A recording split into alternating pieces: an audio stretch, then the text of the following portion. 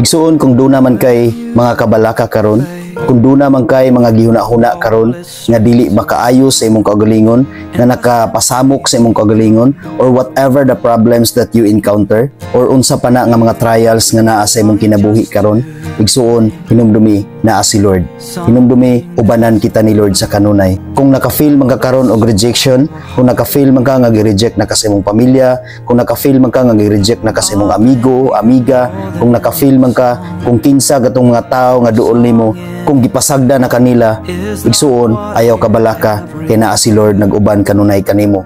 Kung unsa man na nga mga problema nga naa nimo karon, kung down man ka kay sa imong kaugalingon karon, igsuon isalig ang tanan sa Ginoo, itugyan ang tanan sa Ginoo. Tungod kay nag-ingon ang iyang pulong sa 1 Peter 5 verse 7, casting all your care upon Him, for He cares for you. Maunay promise ni Lord kanato igsuon, maunay saad ni Lord kanato igsuon, ug ang pulong sa Dios igsuon tinuod gayud kana. Ang pulong sa Dios igsuon dili gayud kana mapakyas, dili gayud kita pasagdan, dili gayud kita talikdan sa Ginoo igsuon. Ang gusto ni Lord igsuon nga atong itugyan kaniya ang tanan. Ang gusto ni Lord igsuon nga atong isurrender kaniya ang tanan.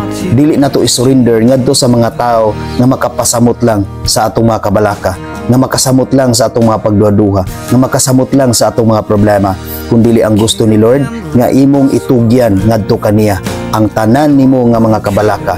Tungod kay ang Dios igsuon nag-amping siya kanunay ug nag-atiman siya kanunay kanato, ug dili gayud kita niya pasagdan. Ato ging timanan igsuon ang iyang pulong nga iyang giingon, nga iyang gisaad kanunay kanato. Nag-ingon siya nga itugyan kaniya ang tanan ninyong kabalaka kay siya mag-atiman kaninyo. Amen. God bless sa tanan.